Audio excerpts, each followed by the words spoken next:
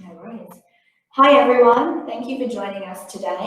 My name is Shannon McGrath and I'm your moderator with our guests Dr. Gabriel Cremidiotis and Professor Guy Ledbrook to discuss early phase clinical trials and why taking the whole of health perspective is critical. What we are covering today includes delineating a full program development plan, which includes Australia as an ideal program launch country, how to work with the end goal in mind, what should be the key goals of your early clinical development plan, and how they can best support future development. Leveraging early CRO engagement in accessing KOLs and clinical research unit expertise during the planning process and tapping into regulatory expertise. How to navigate ethics, regulatory approvals, and achieve fast trial start. Strategies for selecting Australian investigators and research centres that are best suited to your investigational product, and trial and investigational product types that can be conducted by Park Clinical Research at the Royal Adelaide Hospital, overview of the unit and its capabilities and experience. I'll hand you over to Dr. Gabriel Cremidiotis for the introductions. Thank you so much, Shannon, and thank you everyone for tuning in to listen to this webinar. Just wanted to thank Professor Ledbrook for taking the time to join us today and share with us some of his ideas around the subject of what Shannon has just described. Myself, I've been in the industry for doing clinical research and medical research for about 25 years. I've done a lot of work in the biotechnology setting, being a drug developer for 15 years, and I have been in the CRO part of the industry for about 5 years now with Avance Clinical. My role is to head a department that consults with our clients for scientific medical drug development matters, regulatory perspective, covering all aspects of medical writings and safety reporting and regulatory. But what I will do at this point is I will pass on to you, Professor Guy, to tell us a little bit, please, about your background and perhaps launch into your presentation. Thank you. Thanks very much. And look, thanks very much for having me here today. I think we're talking about a fascinating topic at a very critical time. So it's with great pleasure I'm going to talk to you a little bit about what we do and some views on how clinical trials should be conducted. So we'll just move to my presentation now.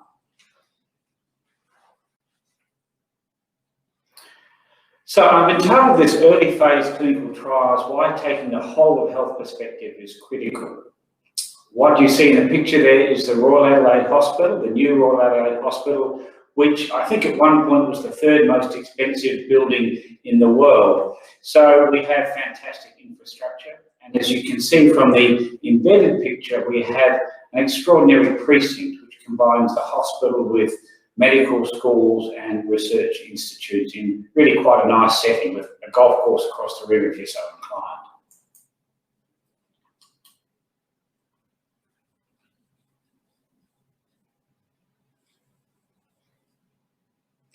Firstly, some disclosures. These are some of the companies that I have worked with or do work with. And as you can see, it's quite a broad spread over many years. So we do have quite a great deal of expertise and experience in working with industry in particular, but we also conduct quite a large number of investigator-initiated trials. That is through our NHMRC or the NIH.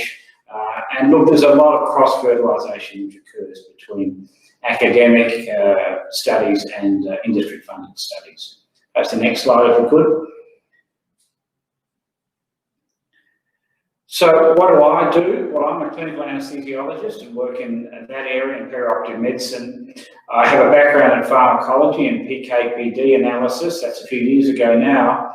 I work a lot in clinical trials, commercial trials and investigator-initiated trials in many roles, from principal investigator through to monitor or data safety committee member.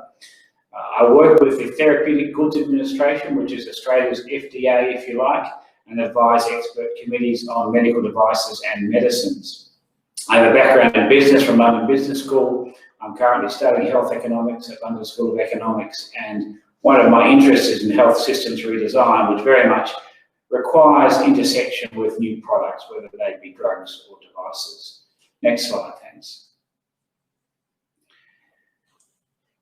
I do want to emphasise the last three areas. We're entering a very, very different era to February, March of this year.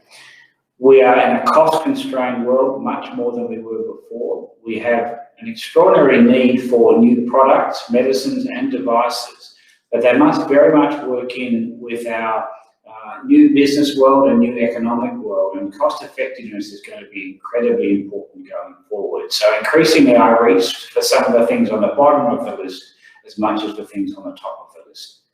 Next slide, thanks. So what we're talking about in general terms is some themes is delineating a full program of development. We'll talk a little bit about that and why Australia works well with that. Working with the end goal in mind and what should be the key goals of early development planning and how they can support future development. What are the couple of things that you might want to get out of your early trials that will give you an indication of where you're going to be down the track? Certainly leveraging early CRO engagement, key opinion leaders and clinical research unit expertise really early on to intersect with what you're trying to think about and think forward. Navigating ethics, regulations and so on is critical to getting going quickly, and we all understand that time is incredibly important in this area. Strategies around selecting Australian centres and expertise. And also, I'm going to talk a little bit about our clinical trials unit, Park Clinical Research, based in a large tertiary centre, which I think you've already seen. Next slide, thanks. So just to summarise that, we're thinking practically about full program development from the start. You have a chemical that you're thinking about taking to first-in-human trials. What is that going to look like during this trial and the phase 2, 3 and even 4 trials, thinking forward? Picking early goals. Clearly safety and perhaps dosing is a prime endpoint in first-in-human or early phase trials. But what sparse data can be collected that help guide where this is going to be in later phase trials or in the marketplace? To do that, accessing key opinion leaders and clinical research people early on who understand this. Tapping into regulatory expertise because you really don't want a pathway that is alien to the regulators. And lastly, getting things going quickly. Next slide, thanks. So I'm going to talk about a hypothetical. It may not be in a therapeutic area that you're familiar with, but it's one that I am, and it has no proprietary issues. So let's talk through some people that had a new chemical entity. It was a GABAergic drug, and it had a range of things that it could do, and you'll see those there. It has some others as well. And mood altering is actually quite a fascinating area for this drug potentially, although not well explored as yet. So I've got some preclinical data for my new chemical entity, and I think it might be useful for anaesthesia sedation, say.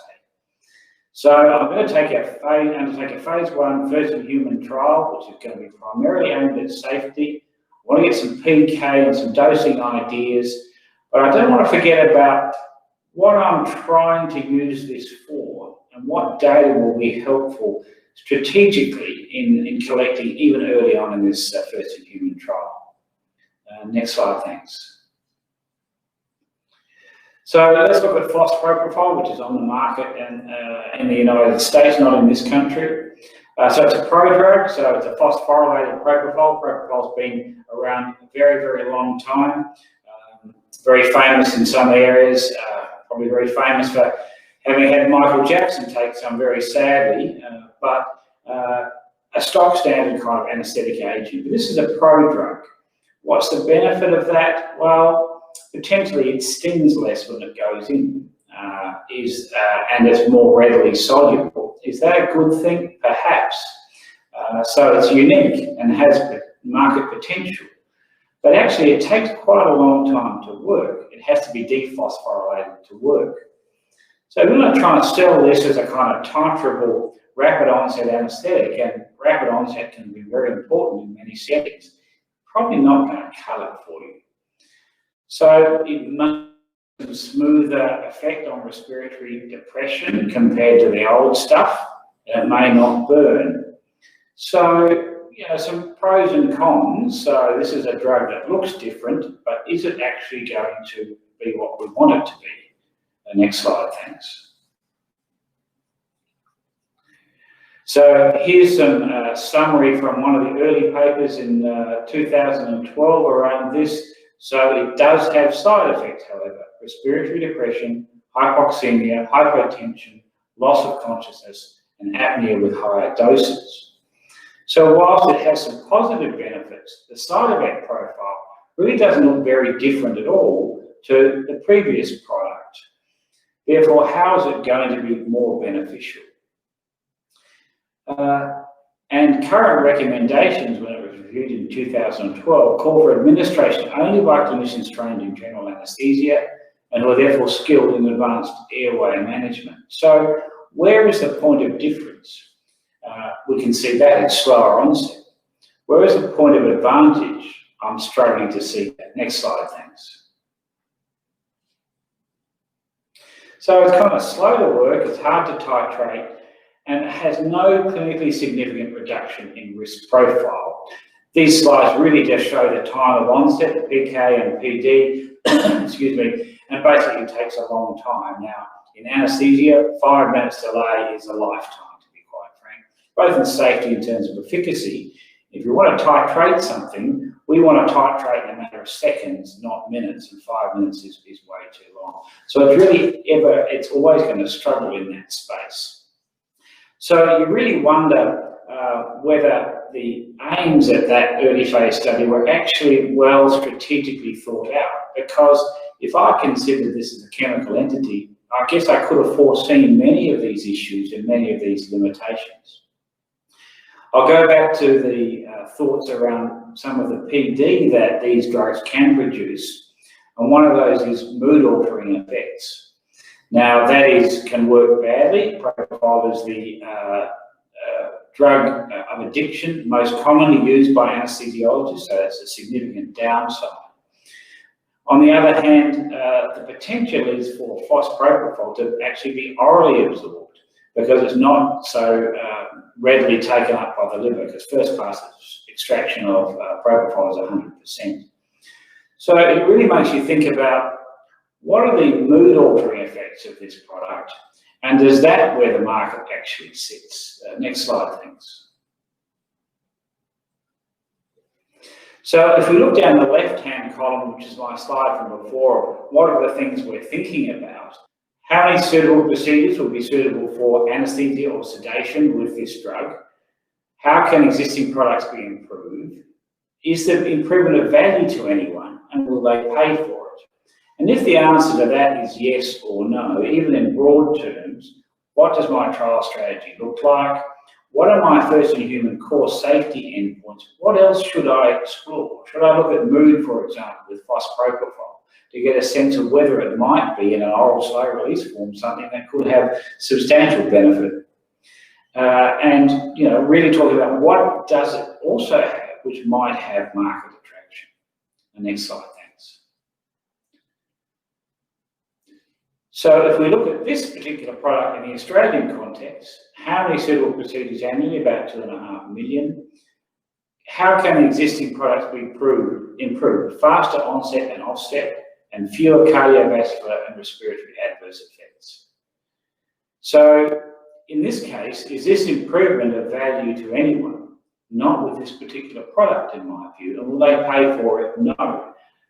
Because actually our workforce delegation or substitution in this space is very, very limited indeed.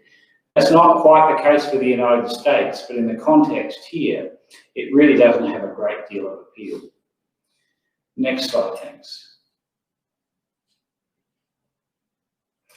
Let's contrast this with another agent, which is the rebirthing of an older agent, actually. And we have conducted some trials with this particular product. So alfaxolone althesine was a combination of faxalone and alphatalone. The carrier was dirty and it caused allergies at a higher rate as cream before. So it sort of fell away over time. But the base drug alfaxalone is really not too bad in this space. And if we look at these things, fast onset, offset, less cardiovascular depression, quality of recovery, which is good, probably has a slight effect on less respiratory depressant effect as well. So actually thinking back to some of the goals of what could be better with what we have, this seems to meet some of those. Next slide, thanks. So phase 1 trials were carefully conducted. We weren't involved in those. It did cause fast onset, offset, short duration of action, fast cognitive recovery. And in this very cost-constrained world, we want patients recovering quickly and out of our institutions and back safely at home. And that's what our clients want as well. Less cardiovascular depression or airway obstruction and no pain on injection. Now that's sounding much more like a marketable product. Next slide, thanks. So if we again line it up with the ruler on the left-hand side, we know how many procedures they are. Can it be improved, or is it an improvement over the existing one? Probably. Is the improvement of value to anyone? I think we have to get some good data on that, because saving a couple of minutes doesn't necessarily save me as an institution a whole lot of money. So we want to flag that as something we want to think about very, very carefully when we're collecting data about, does it actually produce less cost for the institution and will they pay for it? So that, to my mind, would be, what do we want to do, even at a phase 1 study, that will help us with that. Then we can go on to, what does my trial strategy look like, and so on. Next slide, thanks. So to whom is this attractive and why? This must be thought of really early on, even when you're designing your first in-human study. Less side effects, going home faster. Let's think about that. Let's think about what we want to collect in terms of that. Let's think about how the patient is, or the volunteer, 3 days later, because quality of recovery, but quality of life scores are incredibly important to consumers. And increasingly in healthcare, our consumer views are very, very important. So I'd be looking at some other metrics of recovery rather than just quality of recovery scores. Less AEs to be managed, that's good. So I'm going to think about, well, look, does this mean it could be used by a different form of practitioner safely? And what is the cost effectiveness around that? What is the cost savings to the institution? Are they actually going to be achievable? And if so, how are we going to design our phase 2 studies? And are we thinking about things like faster turnover, wages, bills, length of stay, and readmissions? And we can actually design that even to our first in human phase 1 studies. Next slide, thanks. So this is a bit of science, I suppose. If we're thinking about to whom is this attractive, what are we going to use to suggest that that's cost effective? Have a good, for high value care, we need to know what the value is and what the cost is. And we want the value to go up and the cost to go down. Now, many will be familiar with ICERs, or cost effectiveness related to quality adjusted life years, which is a metric that many institutions, many governments use to choose to purchase or register products. That can be applied to different contexts as well. It can be applied to, for example, days at home. So this is just an example, not related to a drug, but related to a process that says, if we looked after our patients differently after surgery, and would drugs help with that? Well, we've already discussed some drugs that might. How many days at home would we get out of that? How many more? And days at home are incredibly important to hospitals who are not having to pay for those, but also to our consumers who very much want to be home. What is the cost effectiveness? And in this case, you do incredibly well, better outcomes at lesser cost. So that becomes a no-brainer in terms of implementation. So we really need to be thinking about these sort of formal analyses, even with early estimations, while we're giving out first in human trials. Next slide, thanks. So what does my trial strategy look like now, considering what we've talked about? Clearly, core safety endpoints are important. They're not always obvious, actually, and that's why engagement with clinical experts is important. We'll talk a little bit about that in a second. Key PD in this example look at induction and maintenance of anaesthesia. We're talking about this drug because the point of difference is not going to be, do they wake up when I give a single dose? That never happens in anaesthesia. We want to give a prolonged administration, and is that going to make a difference? And in what patient base will that make a difference? Key strategies around what to measure, and can you do that very readily in a phase 1 trial? And recovery, what are the metrics of recovery that are actually important, particularly in terms of that cost-effective analysis? Could we run this head-to-head with existing drugs? Now, we are all very familiar with the fact that comparing drugs to placebo is often the signal is often stronger.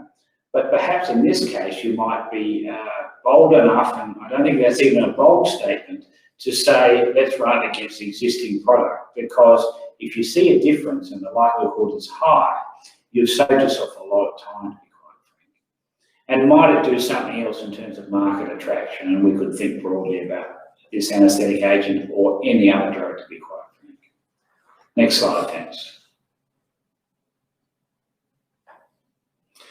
So really, when we're thinking about our trial design, phase 1, crafted trials to minimise number but maximise the relevant endpoints. So clearly we will have data-rich areas in terms of safety and probably PK.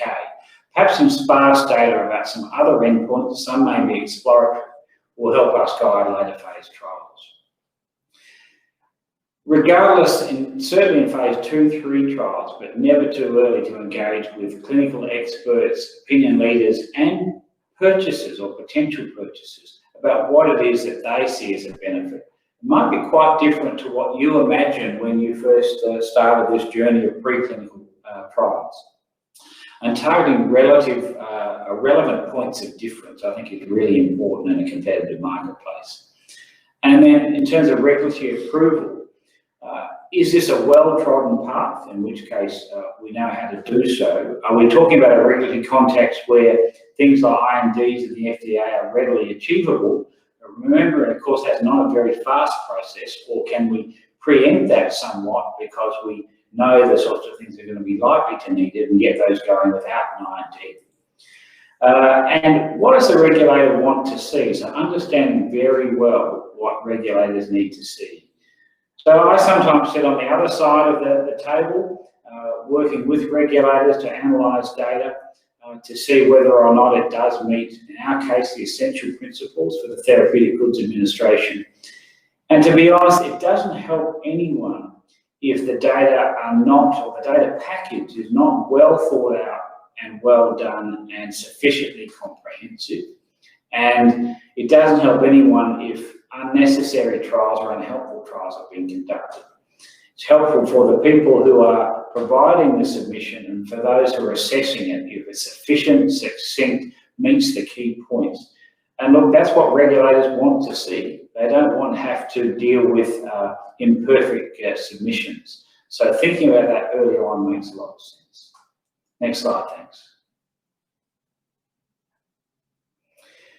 This is just an example of some of these are excerpts actually from the regulatory review of phospropropyl, I think, from memory, and just looking at some of the statements. And I won't go into them, it's just really an example of the fact that you can actually get into the regulators' minds quite easily if you know where to look and get a sense of what it is that they want, and it's not always what you might think. Next slide, thanks.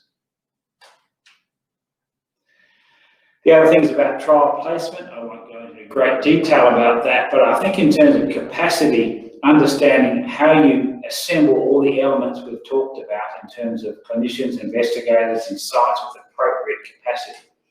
And we increasingly work across sites, actually. So we work with CMAC, for example, who's across the road, and we use the best of our capacity, often in a single trial, which is efficient and cost-effective and very fast for people who we're working with.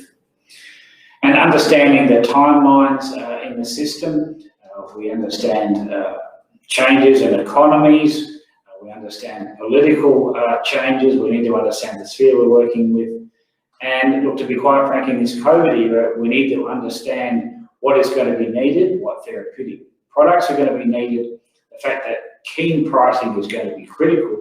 But in terms of trials, we need to be able to do them in places where COVID is not going to interfere or delay with our trials. Next slide, thanks. I've talked a lot about one therapeutic area, not that we don't deal with many, but it's just a simple example that I can talk to in some detail, but there are others as well. So we're thinking about a product that might be useful for strokes. There are certain things that you want to find out about, of course, but don't forget some critical things like if a patient became hypotensive or deeply sedated because of a therapeutic product, that limits its potential in the stroke marketplace or where it can be used. If you've got an analgesic, what is the point of difference with opioids? Incredibly important at the moment as we try and move towards a COVID-free, an opioid-free or a very much opioid-light environment. And it must be clinically relevant. Showing opioid sparing doesn't really cut it these days. You've got to show what's the so what in terms of patient outcomes. And lastly, local anaesthetics. For example, what are the sensory changes that are really important actually to clinicians?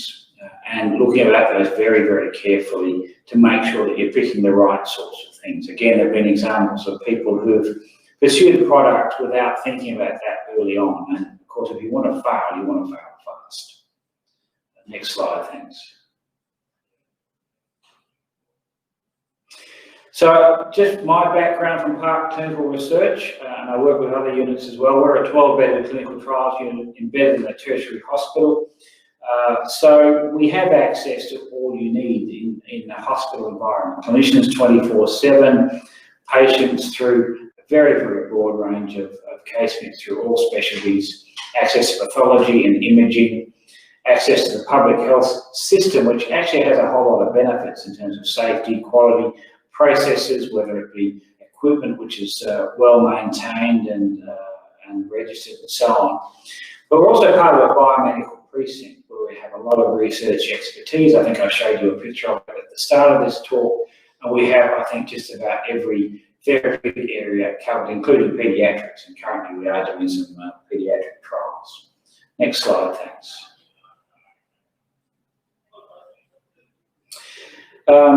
We have been around for a while, some of us longer than others, I'm afraid, but we know how to do things and how to work with clinicians or get other expertise as we know need it. I've mentioned CMAX already, a great working relationship.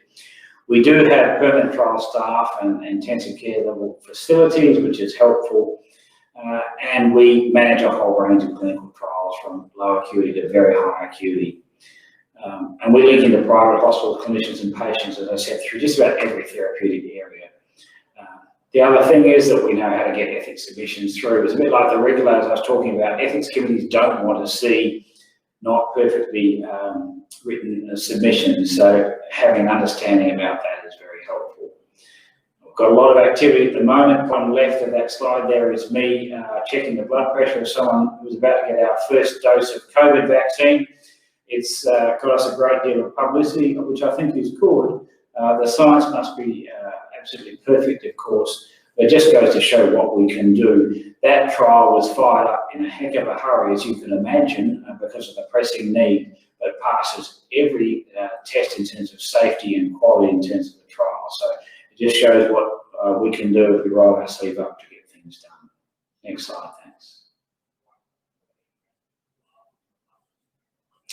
Well, perhaps, thankfully, that's all I've got to say. So I hope that's been helpful. I'm very happy to discuss whatever you'd like at this point. Thank you so much, Professor Ladbroke. It was a very, very interesting presentation. And so what I wanted to do is I wanted to sort of follow on from your presentation and try here at Avance Clinical, we work with a lot of small biotechnology companies. And what I see is that when they start out, they have a sort of a goal to complete a proof of concept phase 2 trial and then sort of license it on. But I see that in many instances, they don't actually consider some of the key points the whole health arrangement. What is it going to look in the market? Establishing an early differentiation point and building data and doing trials that are reinforced that differentiation point, but also reinforce the applicability to the market.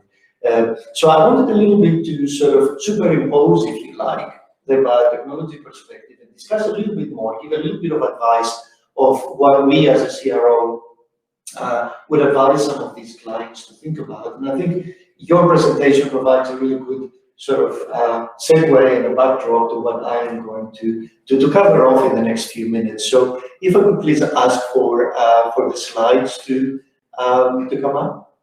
Thank you so much. So maybe we move on to the next slide, please. So as I said, I will cover a little bit more from the sort of the biotechnology perspective and some of the key areas that I wanted to emphasize in this presentation is, first of all, to bring forward the small biotechnology company perspective, talk a little bit about what we usually see is the common drug development process and the end goal, with the end goal being a licensing deal from the small biotechnology perspective.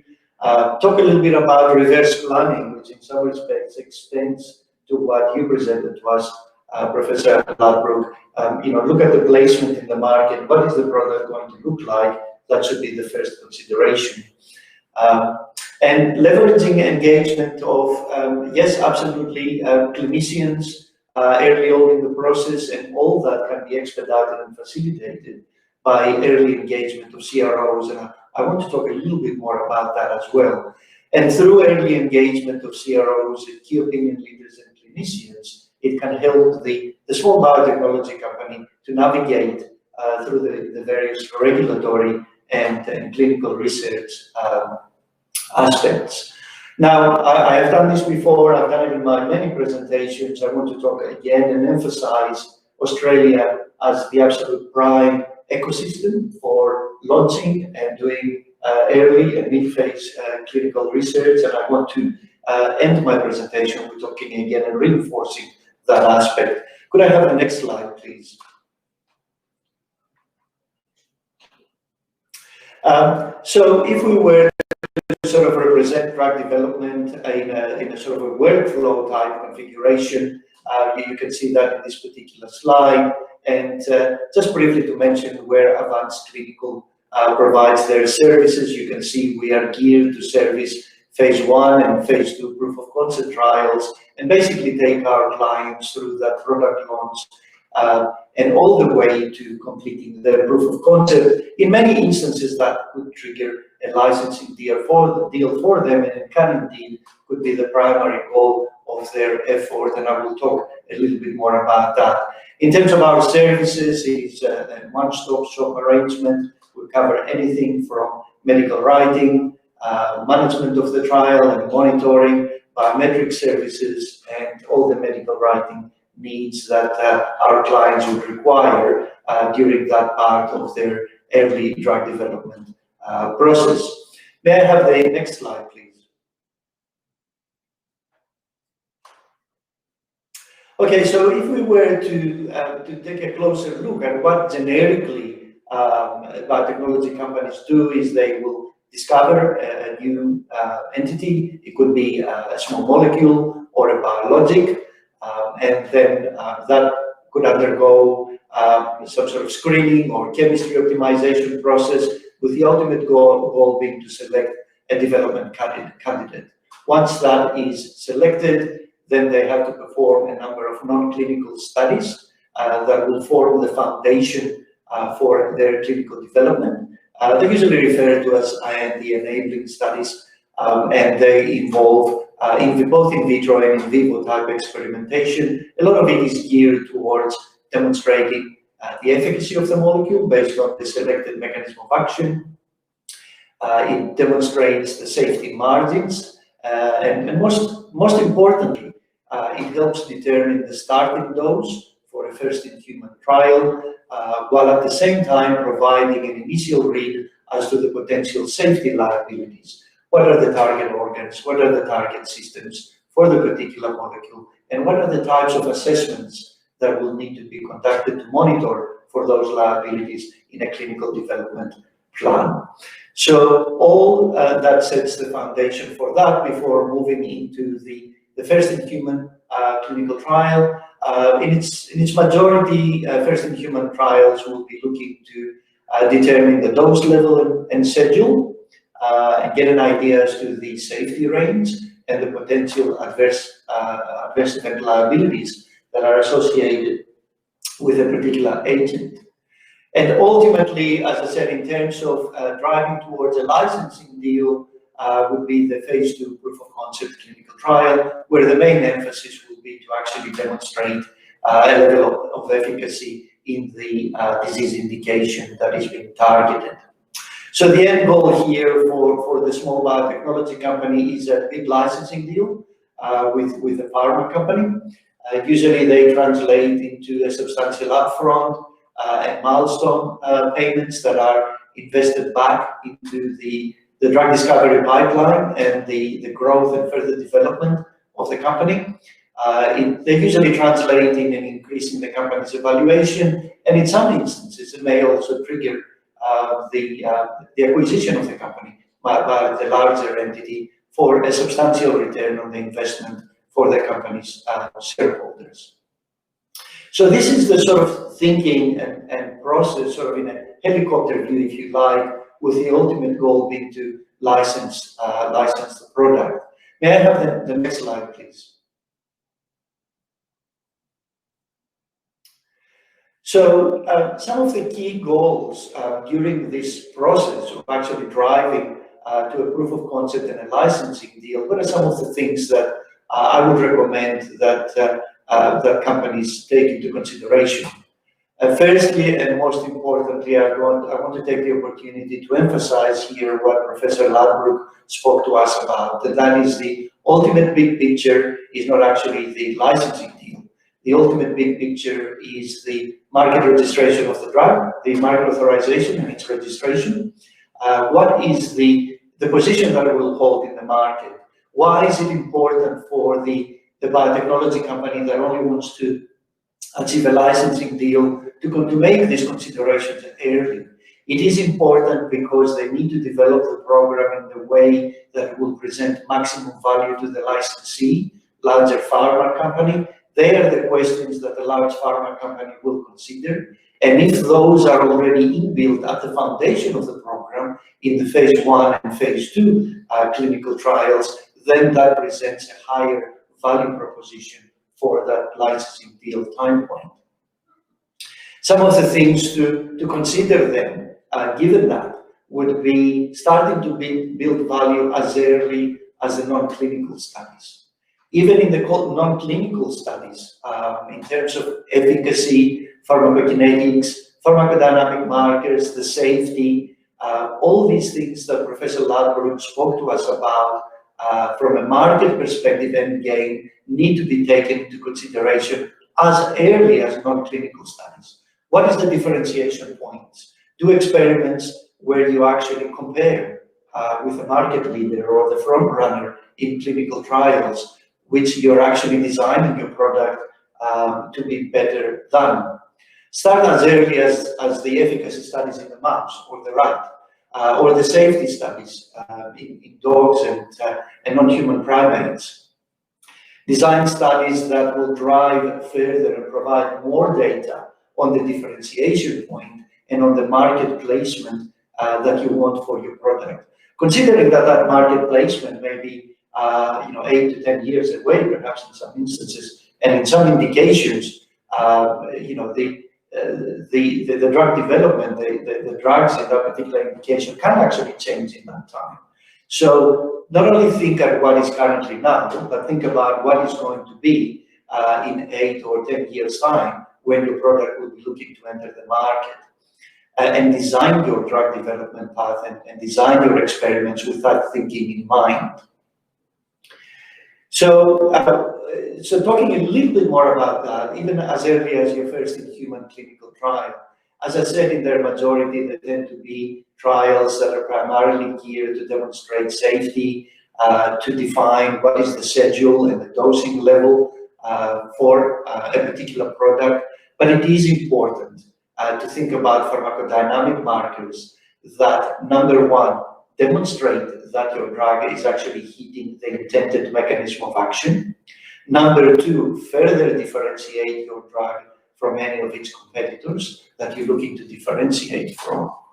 So building those initial pharmacodynamic marker readouts in your non-clinical step and having those as part of your first in human trial design is extremely important. Depending on what they are, what the mechanism of action is, and what the drug is, in some instances, there are many examples where phase 1 trials with really good pharmacodynamic readouts that show a disease-relevant mechanism of action effect within a safe dose have actually triggered licensing deals before having to do a phase 2 proof of concept trial. So it does allow for earlier exit if that is required. It is a good problem to have.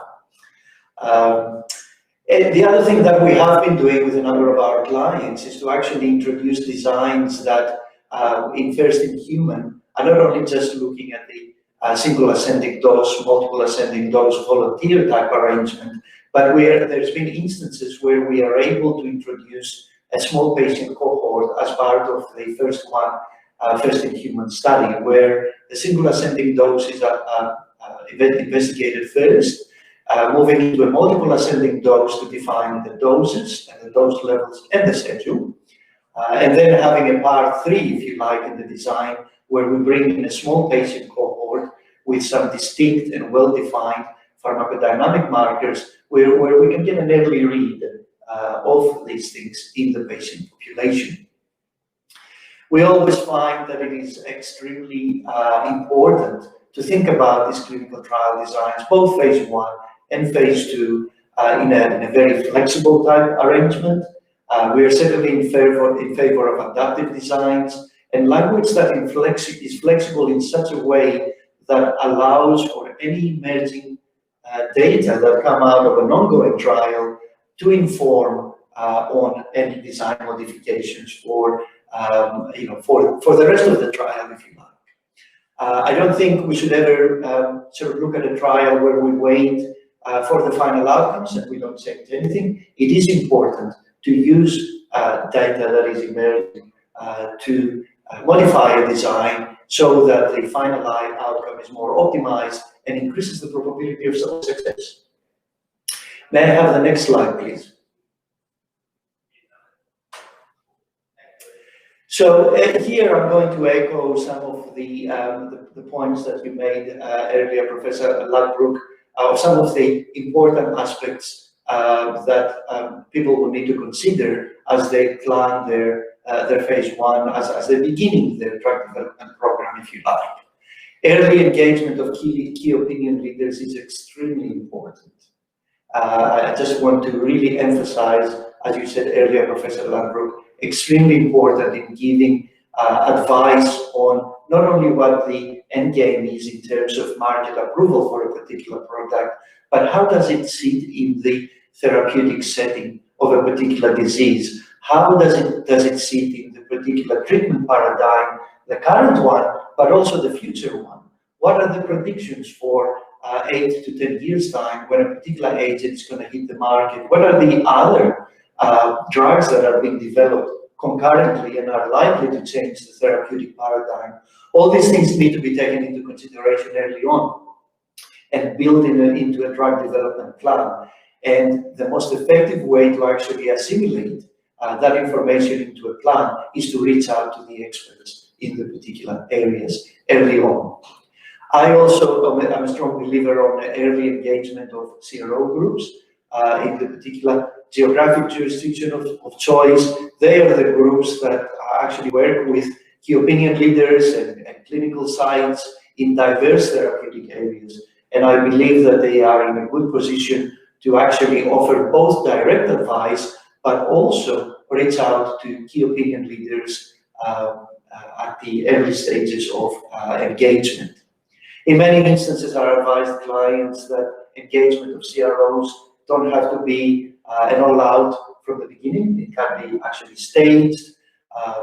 Engage CROs that are flexible and are able to actually engage in a stage-wise manner where perhaps an initial contract of covering the sourcing of key opinion leaders as consultants, engaging initial interest from sites, putting the early blocks, if you like, for what is subsequently going to be, your fully fledged first in human or phase 2 trial, could be an initial step of engagement, and also through the process of a startup or initial contract for startup. It's a small investment, and it also allows you to build that initial trust with the CRO without necessarily doing a full commitment on a full service contract.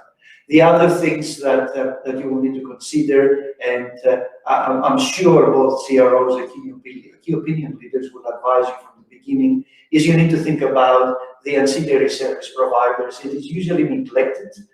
People come to us ready to start the trial in a month's time, and they haven't thought that they actually need to validate an assay, which will require time. In some instances, it needs to be scheduled. There may be complexities with the establishment and validation of a new assay. So these things need to be thought of early, both in terms of assays, central laboratories that are not going to look at a particular pharmacodynamic marker, but also in terms of the storage, the handling, the distribution of your investigational product. There are aspects to be considered really early, and being able to get access and advice from those ancillary service providers is as important as it is to get your key opinion leaders and their advice early.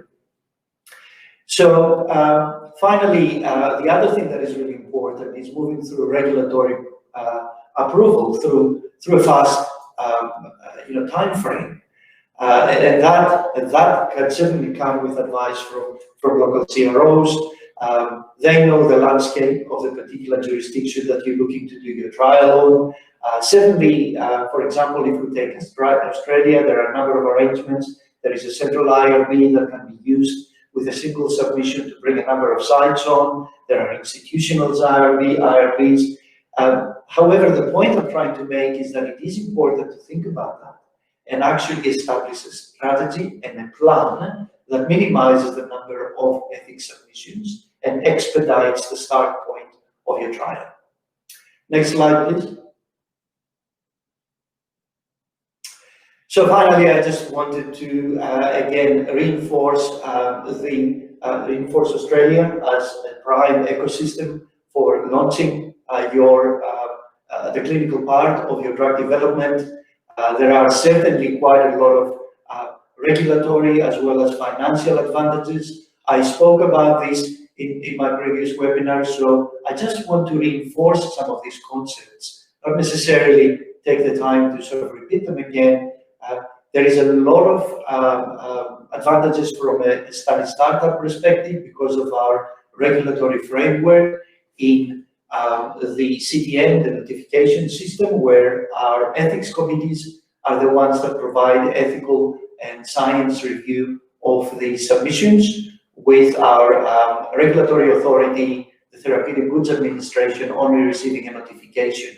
That allows us, as many of our first-in-human trials, to move through from application to approval within 5 to 6 weeks, which is extremely fast.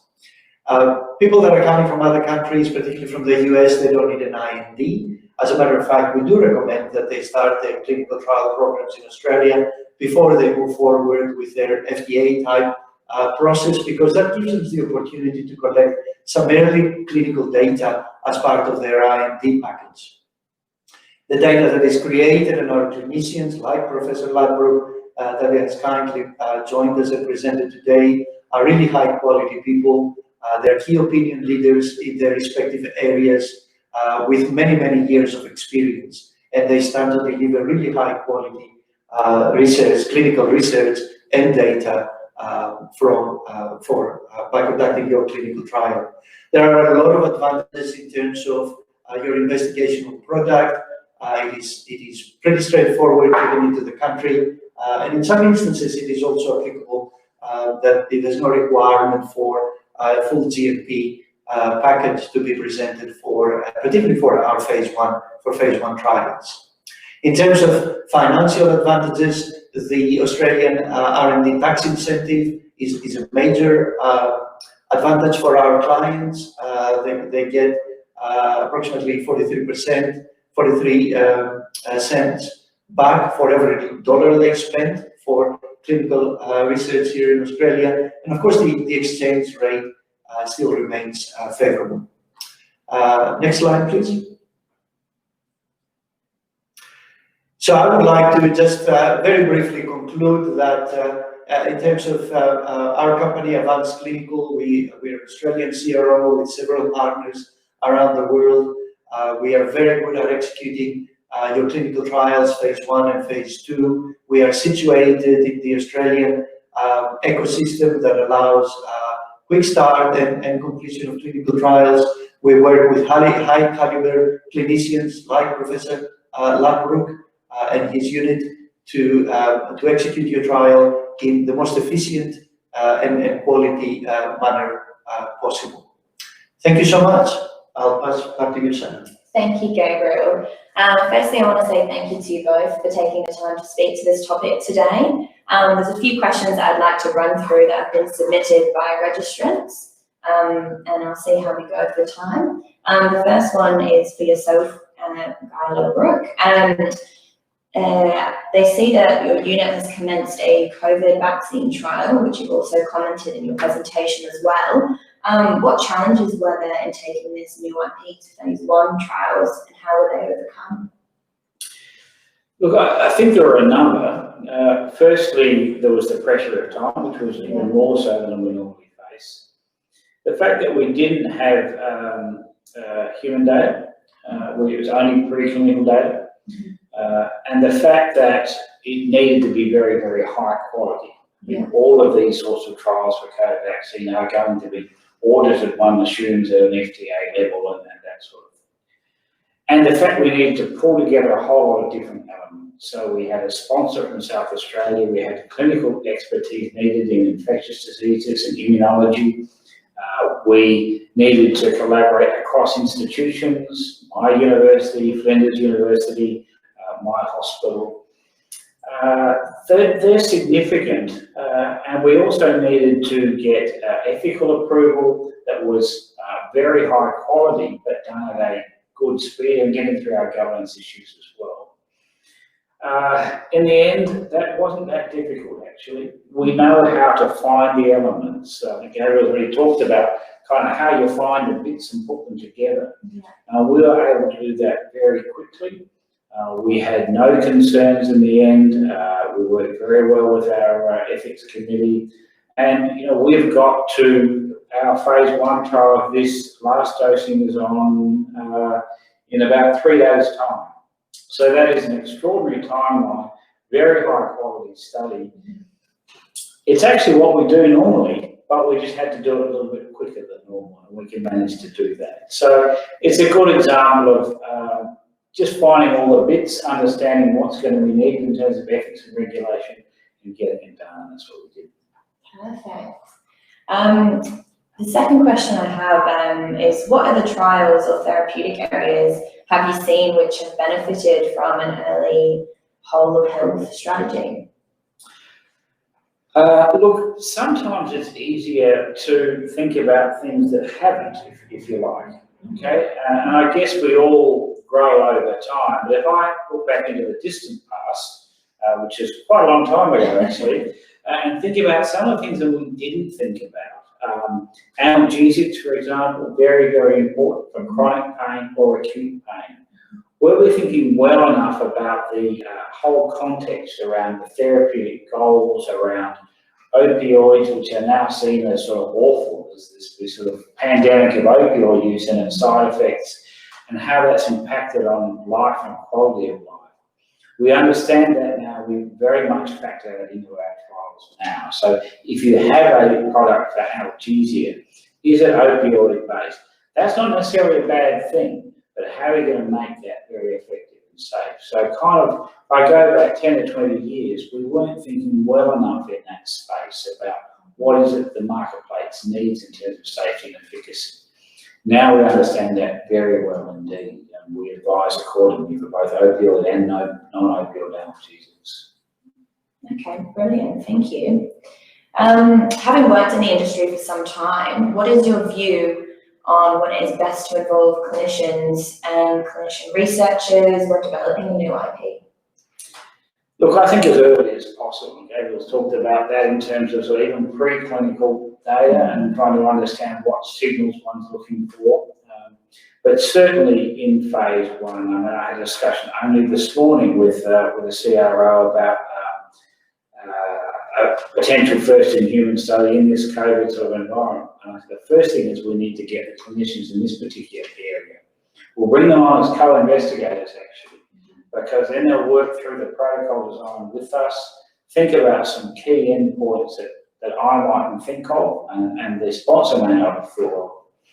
Some will be sort of no-brainers, and some will be kind of just exploratory, which very much speaks to Gabriel spoken about thinking about your market placement now. In this COVID year, it's a pretty accelerated market placement, but the principles still apply. And what the world will be like in 8 or 9 years, actually, I'm not really sure at the moment. It's so uncertain, but normally we can predict quite well. What we can say is clear benefits to fund holders and payers are going to be absolutely critical. So that business element becomes, I think, even more important. The world's suddenly different to what it was 6 months ago in that sense. Yeah. And it's interesting because I guess in the setting of COVID, we can talk about differentiating a product and looking at what is already in the market to differentiate your product, but things are happening so fast. There are so many products at the moment for COVID that are being developed that makes that even a bigger challenge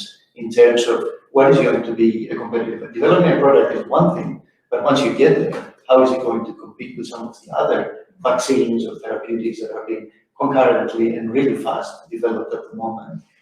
So certainly, I think, again, reinforces the point about engagement of experts that are currently involved in such trials. They live and breathe, all the latest in this particular setting, and providing advice is very important in what is actually a very, very challenging drug development setting within this COVID sort of therapeutic universe, if you like. And I think you're absolutely right. Everyone's going to focus on COVID, but let's think forward to 18 months when we have a successful vaccine and life is better, and let's hope and pray that's the case.